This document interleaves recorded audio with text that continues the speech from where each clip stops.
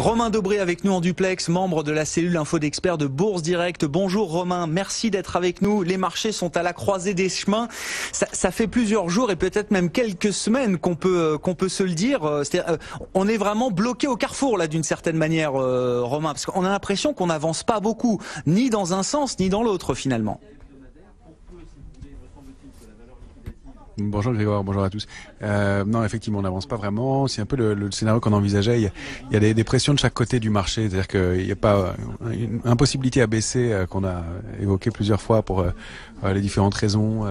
C'est-à-dire consensus, assistance des banques centrales, consensus qui appelle à une correction, des niveaux de couverture qui sont importants, qui sont toujours très importants.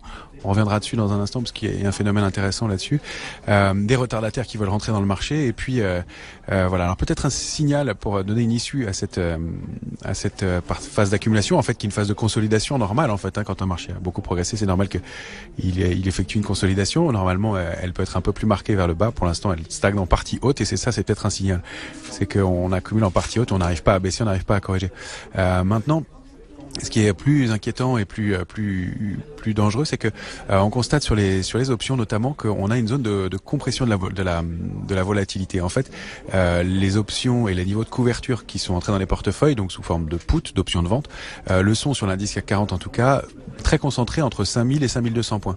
Ça veut dire que jusqu'à 5200 points, on résiste bien. C'est pour ça que ça forme à peu près la bande basse du trading range dans lequel on évolue depuis une semaine, qui est 5340 en haut, 5220 en bas, 5220 points.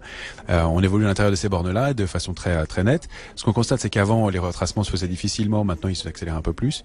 Mais sous 5200 points, on a toujours beaucoup de couverture. Donc jusqu'à 5000 points, il n'y a pas de risque majeur. En revanche, dans cette zone-là, la concentration des options fait qu'il y a un vrai risque si on passe en dessous. Parce que ça reproduirait le phénomène qu'on a connu en décembre dernier, où il y avait de la même façon une concentration des niveaux de couverture sur les mêmes prix d'exercice et qui devient efficace quand on passe cette zone-là et qu'on la traverse et qui devient contre-productif quand on la franchit. C'est un phénomène technique qui fait que ça fait accélérer la volatilité et ça oblige les acheteurs de volatilité à renforcer leur position et ça pourrait créer un phénomène d'accélération plus important. Pour l'instant, il n'y a aucun signal qui nous indique qu'on s'oriente vers ce scénario-là, mais il faut le prendre en compte parce que si on cassait ces niveaux-là, ça pourrait accélérer assez violemment et assez vite. Il y aurait un petit niveau tampon à 4915 points, mais en dessous, ça pourrait revenir très largement sur les points bas qu'on a vus, très rapidement sur les points bas qu'on a vus en fin d'année dernière. Donc ça, c'est un peu le risque de ce côté-là. Par ailleurs, il n'y a pas une construction qui est quand même assez mal étayée. On se rappelle que au-dessus entre chaque palier, on est monté un peu sans volume et une hausse comme ça qui est mal étayée, si elle venait à corriger de façon plus marquée, ça pourrait entraîner une accélération baissière. Alors graphiquement, ça se traduit de cette façon-là. 5217, c'est le niveau d'alerte à Paris, 3340 le point haut. Si on sort de cette zone-là, on a de bonnes chances d'aller faire de nouveau plus haut et d'aller chercher la résistance majeure à 5470 à Paris. Sous 5217, comme je vous le disais, jusqu'à 5000 points, on risque de continuer à progresser de la façon qu'on connaît là, c'est-à-dire un peu en diagonale, en crabe, avec des accélérations baissières, des reprises haussières et des relais sur les différentes valeurs au sein de l'indice parisien. À tour de rôle, les différents secteurs qui se mettent à payer et qui maintiennent l'indice en situation de sortir la tête de l'eau, mais avec un petit biais baissier. Voilà, il n'y a pas de risque majeur. En dessous, on pourrait accélérer. Sur le DAX, ça se traduit un peu de la même façon. On est sorti d'une figure baissière aussi, en forme de biseau ascendant, qui est une figure baissière. Au-dessus de 11 830, on invalide ce scénario-là et on pourrait repartir à la hausse. Et au-dessus de 11 308, c'est le scénario inverse qui se met en place et on pourrait accélérer à la baisse. Pareil sur le S&P, 2823 points en clôture, ce serait une reprise haussière, on n'en est pas loin du tout. Et 2784 à la baisse en dessous. Donc voilà, on est dans une situation un peu paradoxale. Ce qu'on peut remarquer, c'est que une phase de consolidation un peu volatile qui se met en place, comme on l'avait connu mai 2007 et jusqu'en août 2007 et mai 2008 jusqu'en septembre 2018, bien sûr, où voilà, on n'arrive pas à franchement baisser. Voilà, ce qui est intéressant, c'est de voir comment on sort de cette zone de consolidation. C'est plutôt normal. Ce qu'on peut dire aussi, c'est qu'à Paris, la figure dans laquelle on est pour l'instant, qui est en train de se mettre en place pour l'instant, c'est une figure. Il pourrait y avoir une figure de retournement baissière en épaule tête épaule, et comme par hasard, l'épaule pointe au 12 avril prochain. Donc hasard du calendrier ou pas. Voilà, c'est la nouvelle deadline du Brexit, c'est ça, Romain. C'est un peu le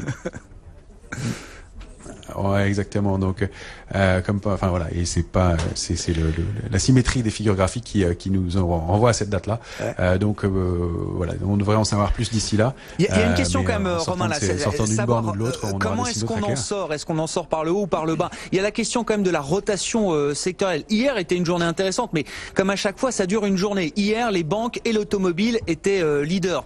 Pour autant, faut pas se méprendre, c'est ce que vous dites, je crois, Romain. Ces secteurs-là restent des secteurs faibles, hein. Secteur bancaire et secteur automobile restent des secteurs faibles aujourd'hui. Hein.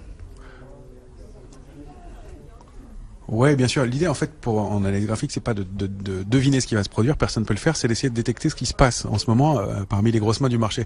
On a eu des signaux un peu contradictoires sur ces deux secteurs-là, des possibles reprises, mais pour l'instant, il n'y a rien d'établi, il n'y a rien de fait. Donc, c'est difficile de travailler et regarder dans le sens inverse les secteurs forts. Donc, toujours le secteur du luxe qui continue à surperformer, même si on s'approche de points hauts pour Kering, qui était un point haut annuel de l'année dernière. Donc, on se dit qu'on pourrait ralentir sur ces niveaux-là. Voilà. Mais donc, d'essayer de travailler en fonction des secteurs. Si vous regardez STM, c'est toujours une valeur faible, elle donne des signaux baissiers. AXA, c'est un peu différent, mais signal baissier aussi. Ou si on regarde une valeur comme Essilor, c'est une valeur faible depuis un certain moment et on constate que la configuration se confirme. Donc l'idée, c'est que les bancaires, il y avait un potentiel signal il y a un mois et demi. Il est long à se mettre en place, il n'est pas invalidé, mais pour l'instant, il n'y a rien qui nous demande de travailler de façon, d'investir dessus de façon forte et lourde sur un secteur comme ça qui est un peu en retard, de même que pour le secteur automobile. Donc on est voilà dans une situation un peu paradoxale. Et puis ce qui est intéressant de remarquer aussi, c'est qu'entre le discours qui consiste à appeler à une correction, à une consolidation, etc., on constate que les volumes sont quand même plus lourds à la baisse dans l'immédiat que dans les reprises haussières. Donc il y a quand même toujours une phase de distribution qui se met en place et on a beau entendre que on est prêt à acheter du papier et que les investisseurs veulent rentrer, pour l'instant ils le font quand même, ils se montrent très prudents et ils attendent que ce soit un peu moins cher quand même pour rentrer. Donc il y a pas de retracement. En revanche, si on franchit les niveaux qu'on a bien identifiés, 5340 à Paris, en clôture sur deux ou trois séances, il y a de bonnes chances que l'intérêt revienne et que à nouveau on se mette à rentrer et acheter du papier. Ce qu'on voit, c'est que les vendeurs n'ont pas complètement capitulé, et puis ce qui se traduit très bien aussi dans cette zone de trading range, c'est qu'il y a des allers-retours sur le contrat futur qui varient de environ 15 000 à plus ou moins 15 000 contrats. Donc en général, chaque mouvement est mis à profit. Il y a des arbitrages qui sont faits. C'est un marché qui est particulièrement technique en ce moment, dont les points sont très bien respectés, donc c'est parfait pour faire des arbitrages. Difficile de prendre une orientation pour la suite, mais voilà, il y a pas de grosse capitulation, accumulation en partie haute, beaucoup de couverture dans les portefeuilles, donc pas beaucoup de prise d'initiative dans l'immédiat, mais on va en savoir plus probablement sous une bonne quinzaine de jours, et ça devrait accélérer assez franchement dans ce cas-là. En attendant, il y a un peu de volatilité à nouveau qui revient, et ça c'est intéressant. À la croisée des chemins. Merci beaucoup Romain, merci d'avoir été avec nous avec votre éclairage technique des marchés comme chaque jeudi. Romain Dobré qui nous accompagne, membre de la cellule Info d'Experts de Bourse Direct.